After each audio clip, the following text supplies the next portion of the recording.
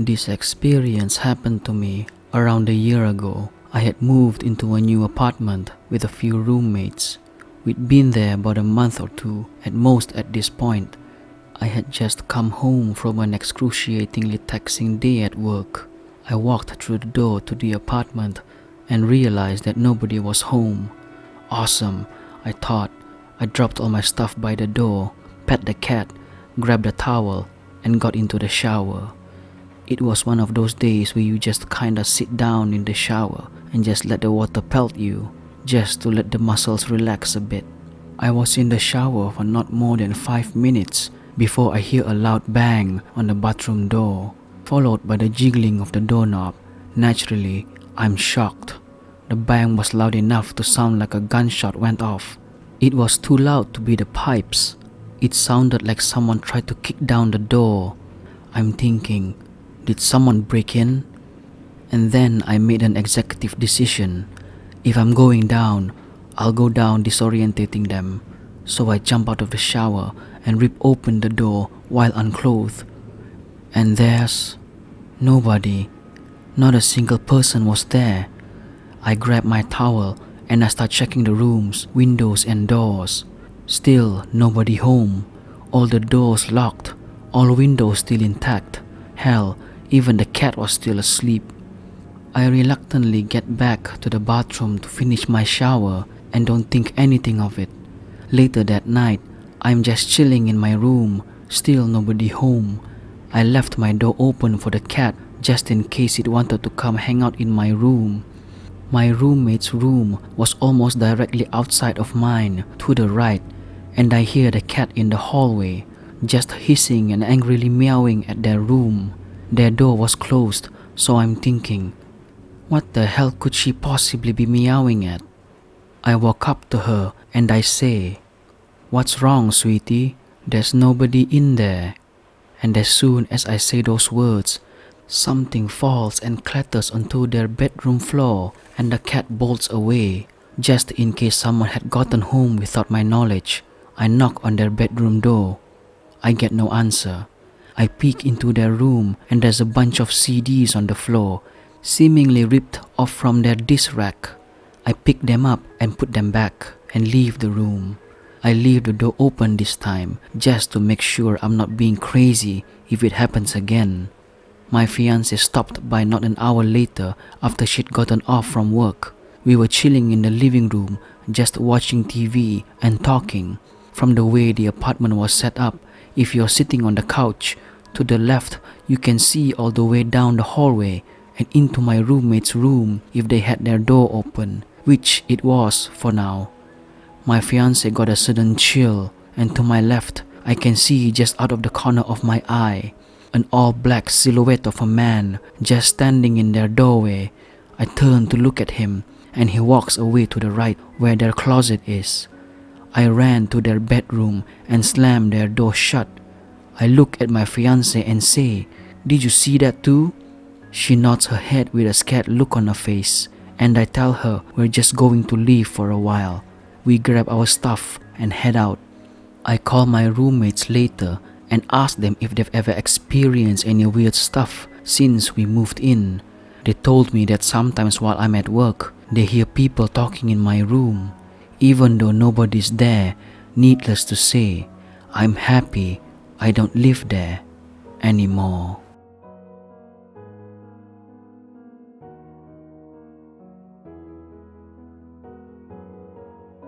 A few years back, my mom was coming home after spending the afternoon at my aunties, cousins, and their kids. When she got home, Mom told my husband and I about the incident she experienced waiting for a bus. We come from a family of healers and sensitives, so I've had paranormal and supernatural experiences all my life, as has the rest of my family. My mom, although slightly skeptical and a bit reluctant to embrace the gifts which our ancestors have passed down to us, has had her fair share of unexplained events in her own life. She told us that while she was waiting for the bus, suddenly she saw movement from the corner of her eye. Across the road, she saw 3 youths. In usual circumstances, this wouldn't be out of the ordinary at all, as the shops are a regular meeting place for all the local teenagers. However, there was something slightly odd with these young people. Mom said they were dressed in the period of the 70s when my mom was a young teenager.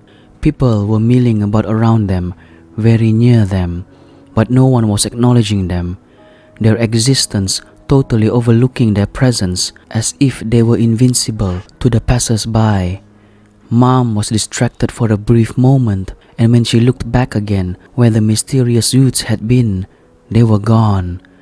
She even watched the only open shop as she thought they might have gone in. She waited until her bus came, 20 minutes, but they didn't come out. There was nowhere else they could have gone in the time my mom wasn't watching them. She said the most unsettling thing about it was the normality of the three figures and the fact that she was apparently the only one to see the tree.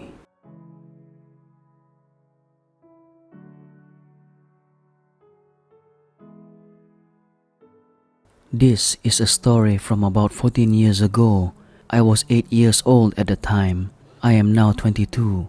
When I was 8 years old, my mom and dad were split, so I would stay at my mom's on the weekend in the city of Wilmington, California.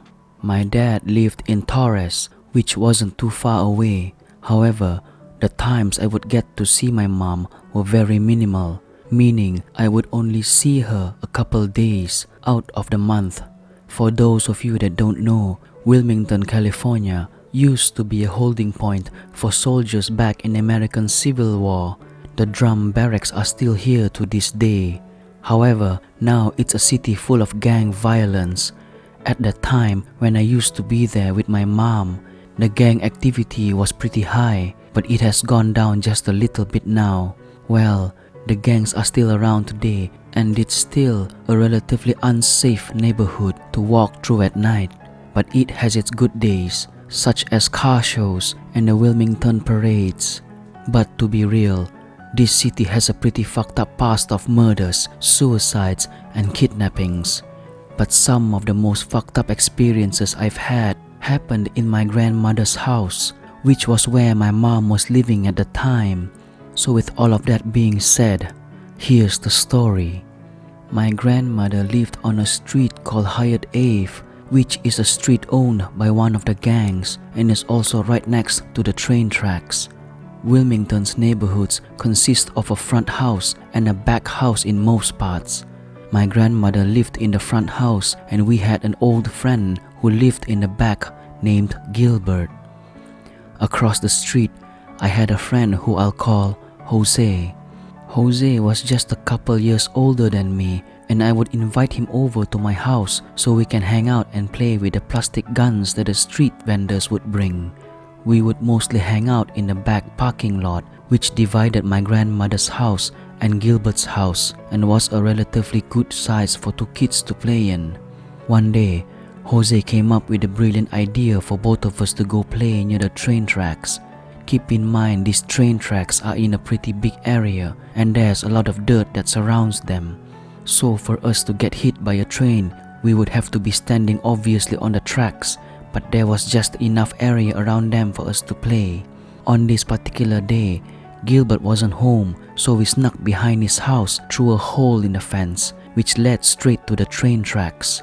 Once we were there, we decided to walk a little further down the train tracks and talk about the shootings we've heard and how we thought one of our neighbors was in the gang. At this particular time, I distinctly remember Jose telling me that he would be down to shoot back at anybody who shot at his house if he had a gun. Before he could say anything else, I stopped him in the middle of his ongoing rant and pointed at a memorial site for what I assumed was a fallen gang member. He looked at it in awe and proceeded to move closer to it. The mural had a picture of the man with the bandanas tied on the fence surrounding the portrait, with the folded bandana and clothing right in the middle of it, surrounded by candles. I asked him, "What the fuck are you doing?" because he started digging through the clothing and the bandana. As he scuffled through, he stopped and I watched his eyes go big and looked at me with a shocked face. I asked him, "What is it?" And he pulls out a small snub-nosed revolver. It had been wrapped inside the bandana on top of the clothing. I said, "Holy shit," and looked at it in amazement. The revolver was emptied. He starts laughing and pointing it around, pulling the trigger, and all I can remember hearing is the clicking coming from this revolver. It was almost as if this kid prayed for a gun and it manifested into his hands, because guns seemed to be something that amazed him. After what seemed like forever being on those train tracks, we start to head back. Before we proceed, I asked him, "Dude, are you going to put the gun back?" Without even thinking twice, Jose says, "Fuck no, I'm taking this home." I didn't even want to argue with him. I just wanted to get back home. There was something off about the train tracks that day, and it felt even worse after we saw that mural. Of course, at that time, I thought nothing of it because I was only 8. But now that I remember, I can definitely feel it to this day. Once we got back to the place we entered through, Jose stuffed the revolver into his shorts and told me he was going to go home and take a nap. I said okay and just decided to go back into my grandma's and play with my Legos. Before I proceed with the story, let me give you the layout of my grandmother's house. When you enter through the front door, you are already standing in the living room. To your left is my grandmother's room, and forward is the kitchen, leading to the back hallway. When you enter the back hallway, to the front of you is the back door. To the left of you is the vanity area and the restroom. Once you are in the vanity area, to the left of you is the second bedroom. And when you enter that bedroom, to your right is a small hallway leading to the last bedroom, which was my mother's. Fast forward to about 9:30 p.m. I am already really tired and decided that I want to go to sleep and pack up all of my toys and go straight to my mother's room to fall asleep. Fast forward, it's about 1:30 a.m. and I woke up for no apparent reason. There was this ringing in my ears that wouldn't go away, and there was a very unsettling feeling in my room. I tried to wake up my mom, thinking I had a nightmare, and she wouldn't even budge. I decided, since I'm already awake, to go into the kitchen and grab me a Jello. I really wish I wasn't a stupid ass kid. I should have decided to just close my fucking eyes and go back to sleep. When I walked into the kitchen, all I could see was a silhouette of a huge man standing in the kitchen, just staring in my direction. I stood there in shock. I honestly don't remember if I pissed myself or not. All I could remember thinking to myself is, why did this person decide to target our house for a home invasion? After standing there for what seemed like hours, the man started breathing very heavily, as if he was angry. I turned around and ran straight back to my mom's room, trying to shake her awake, and she wouldn't wake up. I'm thinking maybe I'm in a nightmare right now. Maybe I'm still asleep and this is just a really bad dream. How is my mom not waking up to this shit? How is my grandma not waking up to this shit? I remember my mom having a really big flashlight in the room, so I grabbed it and decided to go back in the kitchen and hold this big ass flashlight like a baseball bat, ready to screw somebody up for breaking into my house. Yeah, I was a dumbass kid, but before I could enter the vanity area, I got stopped in my tracks. This big guy was in the second bedroom, just standing there. I screamed so loud, I'm surprised the neighbors didn't hear. I am also surprised that for some reason, my folks are still asleep. I turned on the flashlight so I could see this bastard's face, and what I saw still haunts me to this day. When I turned on the flashlight and shined them at his legs, there was blood. When I proceeded upwards towards his torso, there was so much blood, I honestly don't know if that shirt was red or if it was white, just stained in a lot of blood. When I proceeded to his head, half of it was missing. I could just remember a gurgly sound coming from his mouth. The top of his head was gone, basically, and all I could see was just chunks of skin and brain hanging off of his head. I honestly can't think of any better description. Finally, after what seemed like minutes, though it was only a split second, I dropped the flashlight and ran straight to my mom, grabbed her, and shook her as hard as I could, screaming and crying, telling her that there's a man in danger in our house. And she finally wakes up, pissed off at me for screaming. I told her that there was a man who was hurt and needs our help. She immediately got up and asked where he is, and I told her he was in the second bedroom. When she walked in the second bedroom, there was nobody in there. She proceeded to the kitchen, to the living room, and even my grandmom's room, and still, nobody. She checked the front doors and the back doors, and they were all locked. She even looked at the living room window, which wasn't broken because it had to for somebody to get in, and everything was locked and closed as if nobody ever touched it. I sat in disbelief because I know for a fact I physically saw this man standing in our kitchen and in our second bedroom. I couldn't even say anything. As a matter of fact, I was crying, traumatized. It was so real, yet unreal at the same time. I can't explain the terror I felt because it was just insane. My mom came back in the room, not quite upset at me, but she knew I was terrified. So she let me turn on the TV and watch one of my movies until I fell asleep. When I woke up the next day, I still couldn't shake the feeling of dread off of my shoulders. I was still kind of shaken up about it. I'm pretty sure that the man that was in my house that night was the spirit of the man whose mural we pretty much vandalized and stole from, and he was not happy about that. From that day on, I never saw the spirit of that man again. I would only go on to see Jose maybe twice after that day, and never again. I'm not sure if he lives in the same house anymore. Years would go by, and my mom would then move to East Los Angeles with my stepdad, and my grandmother would proceed to live in Wilmington until she passed away just recently. I would then find out from my mom that the house had a really shitty history. The house had many deaths happen inside of it. My mom told me that before my grandmother moved in, a man died of a heart attack in the living room, and both of my uncles committed suicide in there as well. Both of my uncles shot themselves in the head. So I'm not sure if the spirit I saw was the man on the mural or one of my uncles. To be honest, either way I don't want to know. I've never met either of those uncles, nor have I even seen a picture of them. And to be honest, I can't remember the face of the man on the mural to match the face of the man in the house. Half of his head was missing and it was basically unrecognizable.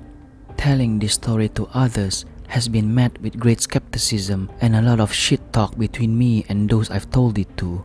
You don't have to believe the story. As a matter of fact, I wouldn't blame you because I would probably react the same way if you were to tell me a story like this. It's 2021 and social media is huge.